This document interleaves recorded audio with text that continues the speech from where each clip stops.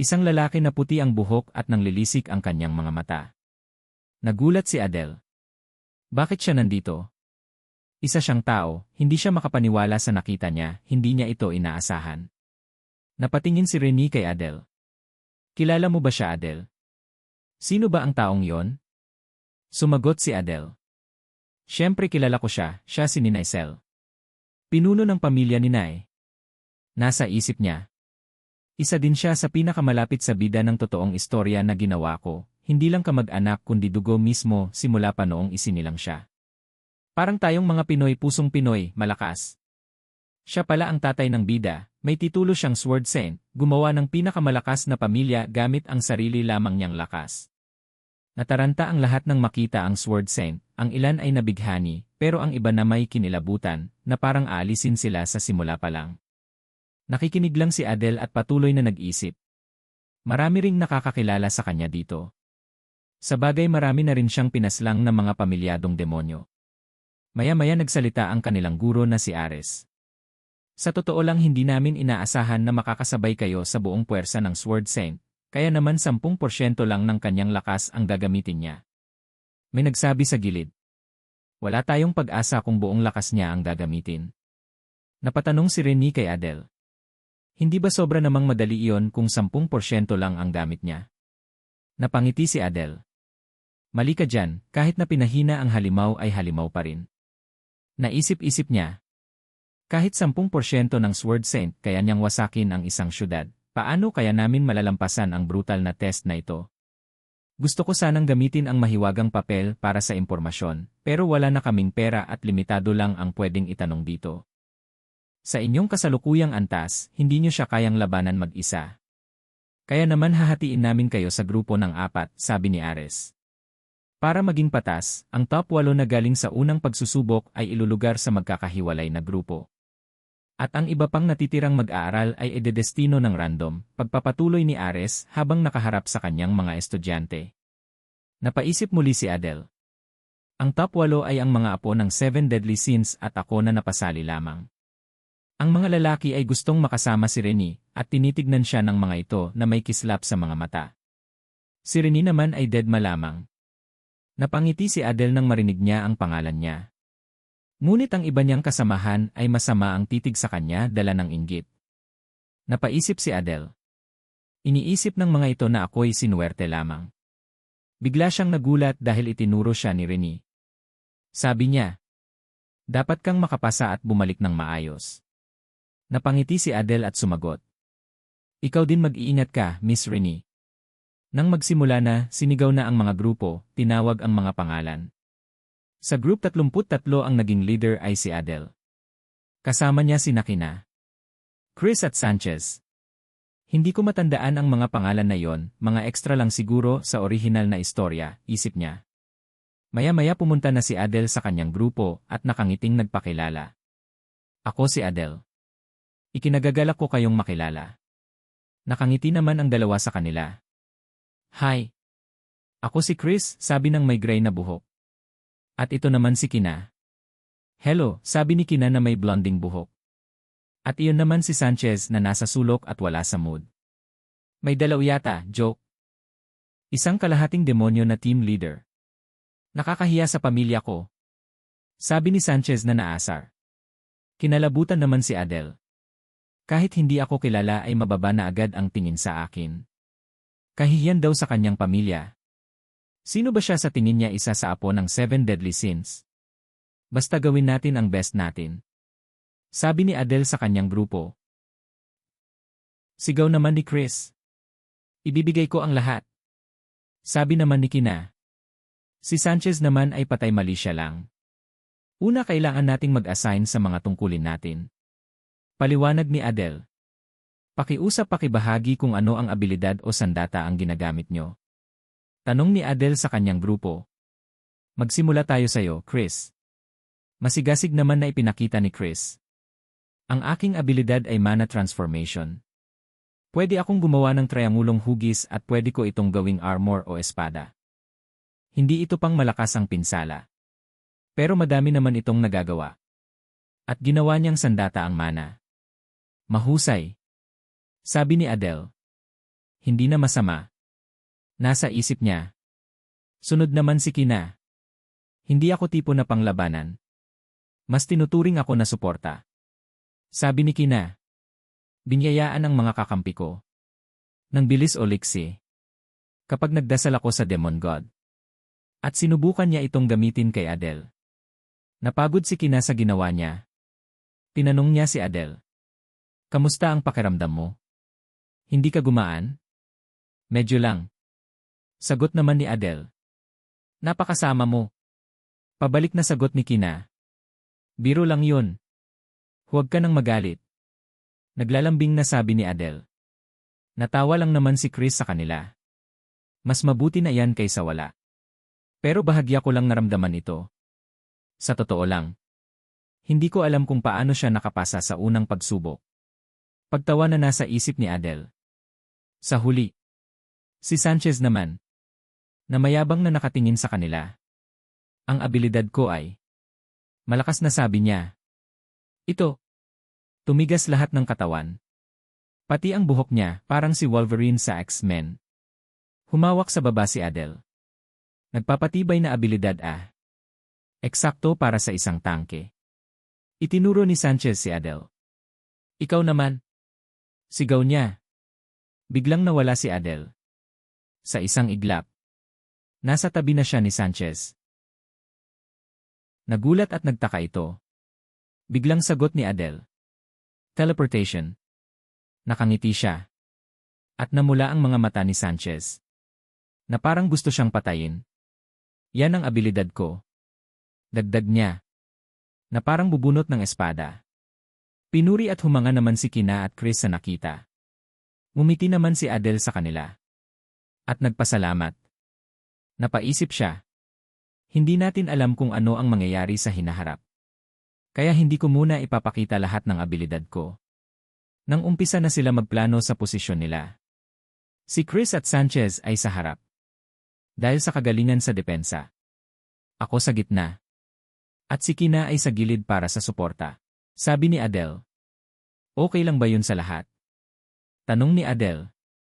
Sumang-ayon naman si Kina. Pero si Sanchez suplado pa rin. Magsisimula na ang pangalawang pagsubok. Lahat ng grupo maghanda na. Nakangiti si Adele. Sa wakas. Umpisa na. Humarap na ang unang grupo. At mukhang nakahanda na sa pagsubok. Nagmamasid lang si Adele. Sa mangyayari, naghanda na rin si Ninecel. Na may malamig na aura na bumabalot sa kanya. Bigla siyang umatake. At dinaanan lang ang unang grupo. Easy peasy. Lang sa kanya. Nagulat at nagtaka ang lahat sa nangyari. May nakahiga sa sakit. Dahil sa hiwa sa tiyan na gawa ni Cel. Namangha si Adele. Hindi ko siya nakitang gumalaw. 10% pa lang ng lakas niya yan. Sunod. Ikalawang grupo.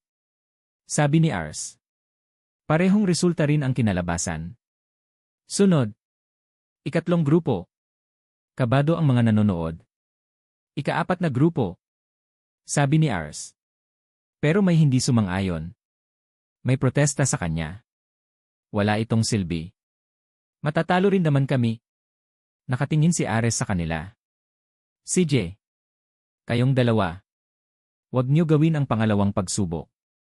Yung dalawang natira. Susubukan namin. Sagot nila.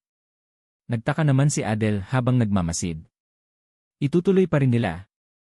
Parang alam ko na. Kung paano makapasa sa pangalawang pagsubok na ito.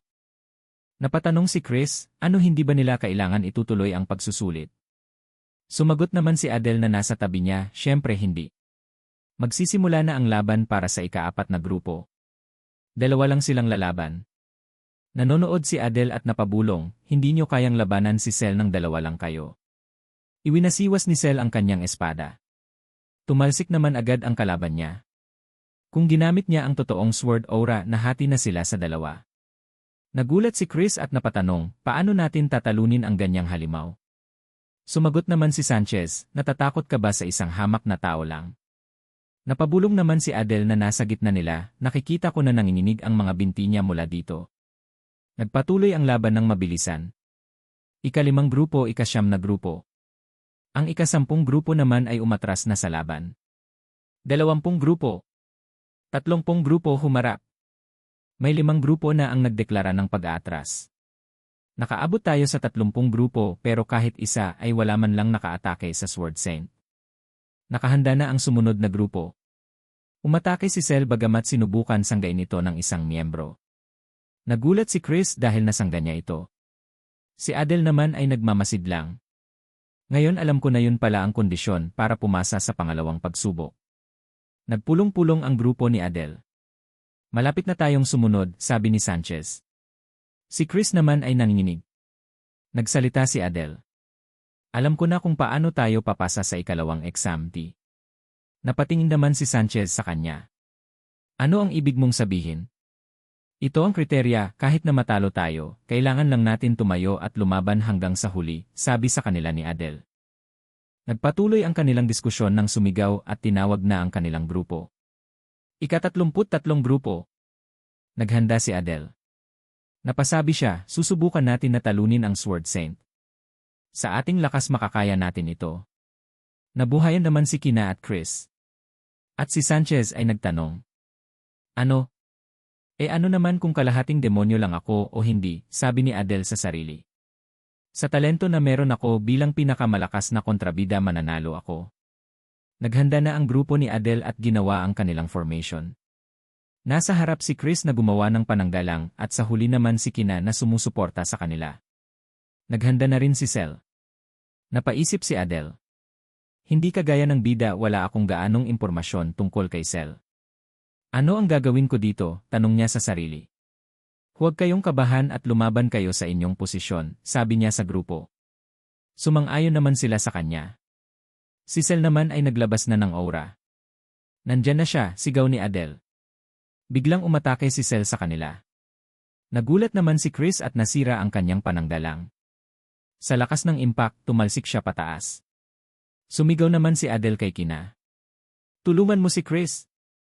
Ako ang bahala, sagot ni Kina na sinusubukan pahinain ang pagbagsak ni Chris. Si Sanchez naman ngayon ang nasa harap gamit ang kanyang abilidad.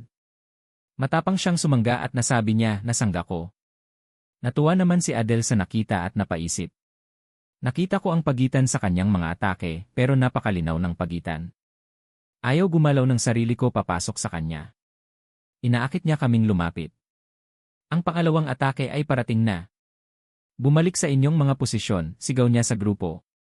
Mabilis naman na gumawa ng mana shield si Chris at napamura. Napansin naman ni Adele na paubos na ang lakas ni Chris at ang mga kamay naman ni Sanchez ay malapit na ring bumigay. Isang atake lang ang gumawa ng lahat ng iyon. Hindi ito mabuti, lumaban pa kayo ng kaunti, sigaw niya. Umatake ulit si Cell. May napansin na naman si Adele. Tumalsik ulit si Chris sa pangalawang atake ni Cell. Si Sanchez naman ang sumunod na sumalo nito. Nahirapan siya at napansin na lalo pang lumakas ang atake. Ano pa ang hinihintay mo? Sa sitwasyon na ito mamamatay tayo. Kailangan natin tumagal ng kaunti pa, sigaw ni Adele. Napamura naman si Sanchez. Napaisip si Adele, sila pa lang ang nakasangga ng ikalawang atake. Pareho lang ba ulit ang gagawin mo, Cell? Huminto si Cell at nakatayo na parang may binabalak. May napansin naman si Adele. Habang si Kina ay tuloy ang pagtulong kay Chris, nabagsak na sa sahig sa sobrang pagod. Tinanong ni Adele si Chris. Okay ka lang ba? Alam ko mahirap pero magtiwala ka sa akin ng isa pang beses. Anong ginagawa mo, Adele? Aatake na naman si Cell, sigaw ni Sanchez. May plano ka, di ba? Tanong ni Chris. Meron, sagot ni Adele. Pupugutan ko siya ng hininga, panigurado yan. Sabi ni Adele na may masamang aura at parang nasapian ng demonyo ang itsura nito na nakangiti. Nagulat si Chris at Kina sa nakita. Si Cell naman ay handa na ulit umatake. Nandyan na siya. Chris, sigaw ni Sanchez na nakakross ang mga kamay. Sa likod niya nandoon si Adele. Sanchez, sa pagkakataong ito, kailangan mong tumagal nang wala si Chris. Nagulat si Sanchez sa sinabi niya. Sumalpok na ang atake ni Cell kay Sanchez na parabang magugunaw na ito sa lakas. Tumalsik pataas si Sanchez at kitang-kita ito ni Adele. Gumamit agad ng abilidad si Adele. Position transfer. Stage 2. Move. Biglang nagpalit ng pwesto si Adele at Sanchez. Habang nasa ere si Adele humahanda na ulit sa pag-atake si Cell. Nang aatake na ito, biglang nagsabi si Adele. Position transfer. Stage 2. Designate. Lumipat ang sword na hawak ni Cell sa ere at nawala si Adele. Bigla itong lumitaw sa harap ni Cell, nakahanda ng umatake. Nakatingin lang si Cell sa kanya. Mamatay ka na, Nina Cell. Sigaw ni Adele na nasa demonyong anyo nakangiti. Nang umatake na si Adele, nagulat si Ares na nanonood sa mga nangyayari. Nagulat din ang lahat ng mga nanood, kasama na doon si Renee. Nakapag-counter-attack si Nina Cell, tinuhod niya si Adele bago pa man siya masaksak nito. May tumulong dugo sa sahig. Kay Adele pala yon lumabas mula sa kanyang bunganga. Gusto ko pa subukan ng isa pang beses, sabi ni Adele. Gumamit siya ng abilidad. Trait Darkness. Lumabas ang maitim na aura. Naging isang barrier ito at wala kang makikita kung ano ang nasa loob. Sa loob, nakikita natin si Adele parang lumulubog sa dilim. Nagpapasalamat siya kay Chris dahil sa panangga na ginawa nito para sa kanya. Nabigo ang position transfer pero nakulong ko naman si Cell, nasa isipan ni Adele. Sobrang dilim sa loob, wala kang makikitang kahit ano. Pero dahil sa Fang of Darkness na meron siya, pakiramdam ni Adele mas malakas siya dito, laban sa anumang sandata. Balak na ni Adele talunin si Cell gamit ang lahat ng kanyang kakayahan. Si Cell naman ay nakikiramdam lang. Nang maramdaman niya ang lokasyon ni Adele, bigla siyang sumugod at susuntukin niya ito. Nagulat si Adele sa reaksyon ni Cell. Itong mamang ito isang totoong halimaw, nasa isip niya. Nang malapit na si Cell, binitawan ni Adele ang dagger na hawak niya. Kumislap ang isang mata niya ng kulay pula habang nakangiti. Nagpakita ang dagger niya. Ito ay nasa likuran na ni Cell. Gumawa pala si Adele ng maliit na hipo-hipo lang, parang black hole. Sa pagkakataong ito, ikaw naman ang nabitag, Sword Saint, sabi ni Adele, malamig na ngiti. Lumitaw ang maraming daga-dagger, parang Cage Bonshin ng Naruto. Gumamit si Adele ng abilidad, Fang of Darkness, Black Blade Rain. Walang tigil ang paghulog ng mga dagger patungo kay Cell. Wala siyang magawa, tinamaan, pumipintig, unti-unting nawawala ang dark aura niya. Natingnan ng mga estudyante ang nangyayari sa loob, pati si Chris, na parang gumaling na mula sa mga pinsala. Tumingin si Ares at binigkas, sa tingin ko tapos na ito. Habang nawawala ang aura, lumitaw ang isang paa. Si Adele pala, napapalibutan ng naglalaho na kasighian. Si Cell naman, nakataob sa sahig, knockout. Tahimik ang paligid, hindi makapaniwala ang lahat. Napangiti si Adele at sumigaw, nagawa ko. May orange-haired na natuwa sa tanawing yon. Tumakbo sina Chris at Kina, tuwang-tuwa. Napakagaling mo, Adele, paano mo nagawa yon? Tanong ni Chris, humahanga. Ngumiti si Adele, dahil tayo ay nagtulong, lahat tayo. Tapos na ba si Sanchez? Tanong niya. Okay siya, tinulungan ng mga instructor, medyo shock lang, sagot ni Kina. Tapusin na natin ito, sabi ni Adele, hawak ang dagger. Nagulat si Chris, tapusin, hindi pa ba tapos? Tanong ni Kina. Si Adele tumingin kay Cell, may itinik na saksak na nakabaon. Nagulat si Chris, ano ang ginagawa mo? Napalingon si Adele, umiti ng malamig, at nagtanong, hindi ba natin titiyakin na patay na talaga siya? Napaisip naman si Ares sa nangyari na may seryosong ekspresyon. Ang isa namang ito ay namangha. Biglang may nagsabi. Hindi na masama para sa isang kalahating dugo. Ito pala ay isa sa apo ng 7 deadly sins, si Fron, Here of Lust. Ikumpara sa inyo, siya ay hindi espesyal, sabi ng kanyang alalay. Hindi naman, sagot ni Fron. Siya ay magaling at lalabas din ang kanyang tunay na katauhan pagdating ng panahon, parang kanta ni Aiza Sigera, joke lang, estupido at mababang nilalang, dagdag pa nito. Bigla naman nagalit si Renee nang marinig ito at naglabas ng nakakatakot na aura patungo dito. Nagulat si Fron at nagtanong, sino ang gumawa nun? Nakita niya si Renee. Ang mga sungay na yan, bakit niya ako tinitignan ng ganyan? Nakakatakot, sabi niya. Nag-umpisa namang mag-ingay ang mga nakapaligid sa kanila at nagtataka kung sino ang mananalo sa dalawa kung maglalaban sila. Siyempre si Fron, sagot ng alalay nito. Ang isang babae ay walang laban sa kanya, sabi naman ng katabi niya. Napaisip naman si Fron. Hindi naman mahina si Renee. Napalingon si Adele sa likod at nagtaka dahil may kaguluhan na nangyari. Nagtanong siya, hindi ba si Renee iyon, bakit parang nagagalit? May tumawag sa kanya. Adele. Lumingon siya at si Ares pala yon. Bakit? Ano ang kailangan nyo? Tanong niya. Sumagot naman si Ares, nagtatanong ka ba talaga dahil hindi mo alam? Napaisip naman si Adele at sumagot na hindi niya alam. Umalis si Ares at nagsabing pagmamasdan na kita simula ngayon. Nagtaka si Adele dahil akala niya pupurihin siya. Kailangan ko bantayan si Renee, sabi niya. Si Fron at Renee naman ay naglalabasan na ng aura. Na-excite at namangha naman ang mga nasa paligid. Nakatingin si Adele at nagtataka kung sino ang babae na kaharap ngayon ni Renee. Asul ang mga mata, mahaba ang buhok at may sungay sa noo. Siya ay galing sa angkan ng pagnanasa. Laurel Fron. Pero bakit siya nandito at sinusubukan labanan si Renee? Marami akong alam sa mundo ng mga tao pero wala akong ideya sa mundo ng mga demonyo, isip ni Adele. Napansin ni Fron na nanonood sa kanila si Adele at bigla niya itong tinawag. Ikaw, kalahating dugo.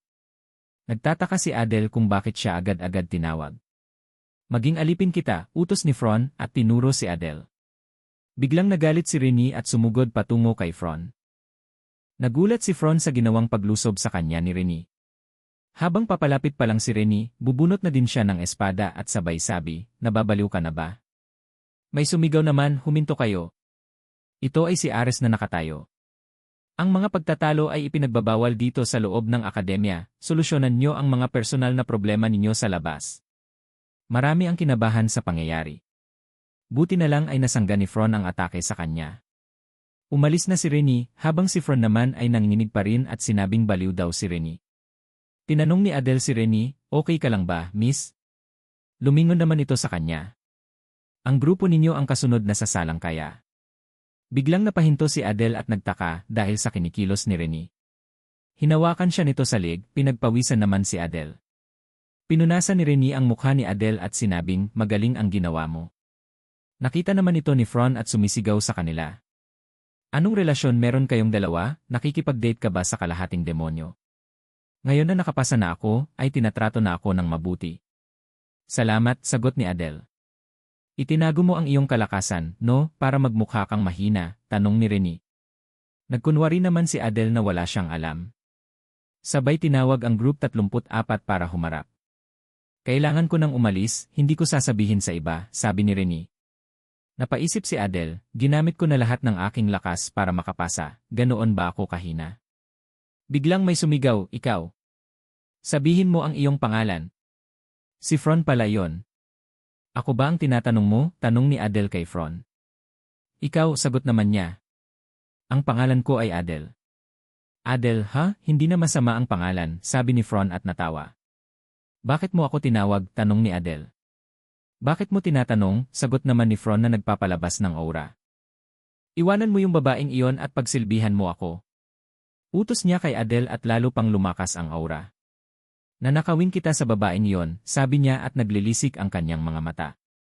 Bigla lang umalis si Adele at sabi. Pasensya na, pero oras na ni Renee, kaya hanggang sa muli. Sabay kaway sa kanya. Nagulat naman si Fron dahil hindi umepekto ang pang-akit na ginawa niya. Sa wakas, makikita ko na rin ang buong lakas ni Renee, nasa isip ni Adele. Habang si Fron ay nagsasalita pa rin. Nakapwesto na ang grupo ni Renee. Marami ang nagtatanong habang nanonood kung gaano ba siya talaga kalakas. Mataas ang ekspektasyon nila sa mga anak ng 7 Deadly Sins. Nakatayo na muli si Cell at nagpapalabas ng aura. Nagpalabas din ng aura si Renee at hindi nagpatalo. Ang intense ng labanan aura pa lang ito, nasa isip ni Adele. Mas lalo pa siyang namangha kay Renee. Biglang umabante si Renee mag-isa. Nagulat naman ang mga nanood sa ginawa niya. At ang isa ay natawa pa. Sa tingin niya ay nakakatawa si Renee. Nagulat si Adele sa ginagawa ni Renee na paglalakad diretsyo sa Sword Saint. Napatanong siya kung ano ang iniisip nito. Nag-face-to-face na ang dalawa. Nina-Cell laban kay Renee. Parehong may intense na aura. Tumahimik ang lahat at nag-aabang sa mga mangyayari. Biglang nanggigil si Renee at umatake. Sa lakas ng atake ni Renee nasira ang espada ni Cell. Nagulat ang lahat sa nasaksihan.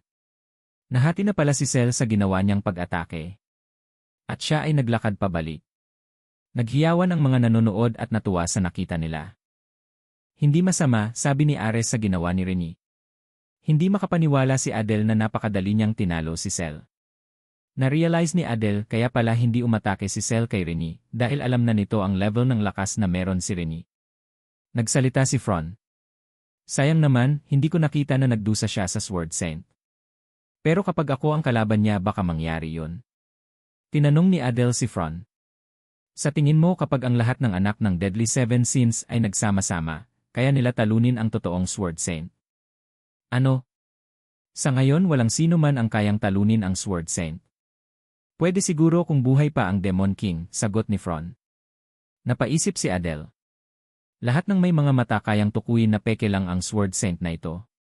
Nahirapan na ako sa isang peke na mas mahina pa ng 10% ang lakas sa totoo. Ako nga ang gumawa ng mundong ito pero wala akong alam sa Demon Realm. Napangiti si Adele at mukhang na-excite sa mga nalalaman at nangyayari. Tinawag na ang Group 35. Mga 7 Deadly Sins na lang ang natira. Madali din nilang tinalo ang Peking Sword Saint. Natawa pa ang isa na mukha ring malakas. Mahirap tukuyin ang diferensya ng lakas sa pagitan ng mga anak ng 7 Deadly Sins. Pero alam ko kung sino ang pinakamalakas, sabi ng nakatalikod na ito. Idineklara na ang pagtatapos ng pagsusulit. Ang lahat ay nagsama-sama. Lahat ng lumaban ay nakapasa, nanalo man o hindi. Ang nag-quit ay bumagsak. Dahil dyan, kayo ay opisyal na miyembro at trainees. Pero wag muna kayong ma-excite, sabi ni Ares. Dahil marami pa kayong pagdadaanan. Pinaalis na ang lahat, maliban sa 8 na nakatalo sa Sword Saint. Sila ay nanatili sa kanilang lugar. Nagtanong si Rene. Bakit tayo pinanatili? Sumagot si Adele. Baka gusto nila tayong bigyan ng parangal. Nagsalita si Ares. Kagaya ng pinangako ko, bibigyan ko kayo ng oportunidad para pumasok sa armory. May gustong magtanong. Ito ay ang may orange na buhok na laging natutuwa. Tinanong niya kung pwede silang mag-uwi ng maraming armas dahil napakahalaga nito. Siya pala si Lycan Baltan, anak ng kainggitan. Naalala siya ni Adele sa nobela niya. Sumagot si Ars. Hindi. Dahil mahihirapan kayo kapag iba-iba ang armas ninyo. Kaya isa lang ang pwede. Sundan niyo ako at dadalhin ko kayo doon. May lumabas na seal at ito ay umilaw. Nagningning ang buong pinto, parang na-deactivate ang seal nito. Ipinagkaloob ng Saitan, kung ano man ang pipiliin mong armas, ang pinakamaganda man o ang pinakamasama, nasa iyo na iyon. Nagtaka si Adele, ito ba talaga ang armory? Bakit parang pintuan ng dungeon ang itsura? Tinuro ni Instructor Iris ang pasukan. Isa-isa kayong papasok, pabaliktad ayon sa resulta ng ikalawang pagsusulit bilang pag-iingat. Bawat isa ay susuriin paglabas. Napaisip si Adele, sandali, ibig sabihin ako ang huling papasok. Ibig sabihin ba nito pwede niyang gawin ang gusto niya? Ang lalaking may orange na buhok ay tuwang-tuwa pa rin. Ang galing! Ako ang mauuna. Nilapitan niya ang pinto, kumaway, at nagsabi, pipiliin ko ang pinakamaganda. Nina si Instructor Iris, tumahimik ka at pumasok na. Mahinang sabi ni Rene, pipili ako ng artifact kasi may sandata na ako. Tinignan siya ni Adele, ikaw, ano ang pipiliin mo? Ngumiti si Adele, siguro artifact din. Bigla siyang kinabahan. Paano kung lahat sila artifact din ang pinili? May matitira pa kaya para sa akin? Muling tumawag si Instructor Iris. Sino ang kasunod? Pasok na. Lumabas ang lalaking may orange na buhok na may suot ng korona. Pinagyabang niya ito. Haha, ang astig. Nakita ni Adele ang ilan na pumili ng gusto nilang sandata at nakaramdam ng konting pagkadismaya. Tulad ng inaasahan niya, halos lahat ay artifact ang kinuha. Mas mabuti pang armor na lang ang piliin ko, bulong niya. Pinaalalahanan siya ni Rene. Ikaw na ang kasunod.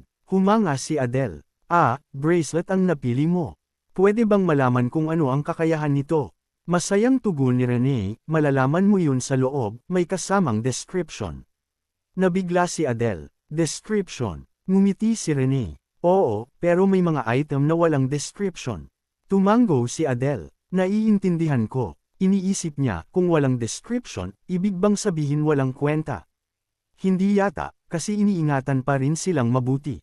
Lumakad siya papunta kay Aris. Sabi ni Aris, malamig ang tinig, ikaw ang huli. Kung may gusto kang itanong, itanong mo na. Kinabahan si Adele. Ano ibig sabihin kung walang description ang isang item?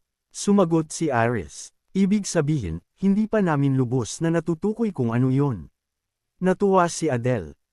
Ibig sabihin, wala pang nakahanap ng totoong may-ari o nakadiscover ng kakayahan nito. Tumango si Aris. Tama, kung swertehin ka, makakakuha ka ng item na may pambihirang kakayahan.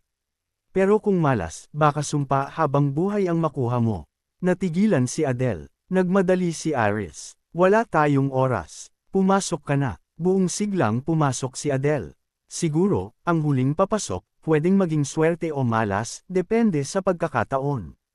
Nabuksan ang pinto at pumasok siya. Malinis at maliwanag ang loob. Sana walang biglang lumabas na kakaiba. Nakita niya ang kislap ng pintuan sa kabilang dulo. Siguro, nandoon ang mga gamit. Pumasok siya sa silid na puno ng iba't ibang kagamitan. Nadaanan niya ang isang pulang espada. Wow! Grabe ito! Huminto siya sa harap ng isang mahabang sibat. Mukhang kakaiba ito. Tingnan natin ang description. Twin Snake Spear. Isang sibat na ginamit ng isang di kilalang demonyo para manghuli ng soul snakes. Ang paghihiganti ng mga ahas na pinaslang ay nananahan dito. Kapag pinadaluyan ng mana, lilito ang anyo ng dalawang ahas. Nag-isip si Adele. Parang mahalaga ang description pero hindi gaanong malakas ang kakayahan. May mga dagger na ako, hindi ko na ito kailangan. Nagpatuloy siya. Nadaanan ang isang kristal na orb na kumikislap na parang bituin. Star Essence Orb. Dati itong gamit ng isang bantog na astrologer. Kapag pinadaluyan ng kaunting mana, hihiram ka ng liwanag ng mga bituin para magbigay ilaw sa paligid. Umiling si Adele. Hindi bagay. May dark element ako na pwede nang gawing ilaw. Laktawan na lang. Bigla siyang nakakita ng kakaiba, isang bakanteng lagayan. Bakit walang laman ito? Yumuko siya para basahin ang nakasulat. The Great King Seal. Ipinagkakalob sa nagwagi. Nagbibigay ng pambihirang stamina at bilis ng paggaling hanggang sa kamatayan ng tagapagsuot. Nakunat ang noo ni Adele. Ito ang kinuha ng Baltan. Ang sakam na iyon. Napabuntong hininga siya. Nagpatuloy siyang tumingin-tingin. Karamihan ng magagandang artifact ay kinuha na. Puro bakante na lang ang natira. Ang Serpent Chains, wala na. Ang Battle Flag ng Demon General, wala na rin. Ang emblem ng mga Maharlika, bakante. Sai, wala na talagang natira. Kinuha na ng mga 7 Deadly Sins halos lahat ng maganda. Ano ang gagawin ko ngayon? Nilingan niya ang isang espada na nakalagay mag-isa. Mukhang wala na akong ibang pagpipilian. Pero paano kung ito'y isang sinumpang relikya? Napaisip siya. Tama, pwede kong gamitin ang isang paraan. Kumuha siya ng papel at panulat. Kailangan kong magtipid ng ginto, pero ngayon gagamitin ko ito. Isinulat niya, sabihin mo sa akin ang tungkol sa sirang espada na walang description sa armory. Babayaran ko ng isang kayamanang higit sa relic level o 100 gintong barya. Naalala pa niya at nagsulat muli, sabihin mo sa akin ang tungkol sa sirang aklat na walang description sa tabi nito. Babayaran ng 50 gintong barya. Pinawisan siya. 50, ibig sabihin mataas ang halaga. Dapat piliin ko ang pinakamahal. Kinuwente niya, may 7 pang kahon na walang description. Tatanungin ko isa-isa. Sumulat siya, isang batong hugis lawin na walang description. Sabihin mo sa akin ang tungkol dito. Babayaran ng 1 gintong barya. Ngumiti si Adele. Kung 1 gintong barya lang, tingnan natin. Lumabas ang description, ipagpapalit ng may-ari ang kanyang swerte sa kamalasan ng iba. Nabigla siya. Hindi ko pipiliin ito. Sunod na kahon, 100 gold ang presyo. Sunod pa, 50 gold. Napahawak sa papel si Adele. Wala masyadong maganda. 2 na lang ang natitira. Nagsulat siya tungkol sa isang kakaibang sandata. Lumabas, mythic level artifact. Kailangang bayaran ng 300 gintong barya. Natuwa si Adele. Wow! Mythic level. Mas mabuti pa ito sa mga nakuha ng iba. Kukunin ko ito. Pero bigla siyang nakaramdam ng kakaiba. Lumingon siya sa kaong katabi, kumikislap ito. Ano itong kakaibang pakiramdam? Parang may nakatingin sa akin. Sa loob nito, may isang masalimuot na kwintas. May isa pang natitira, isip niya. Sumulat siya, sabihin mo ang tungkol sa walang pangalang kwintas na ito. Biglang umangat ang papel at nagliwanag. Nagulat si Adele. Ano ito? Lumabas ang sagot, kailangan mong magsakripisyo ng isang Diyos. Lalo pang kumislap ang papel. Namangha si Adele. Ito ba, isang legendary item?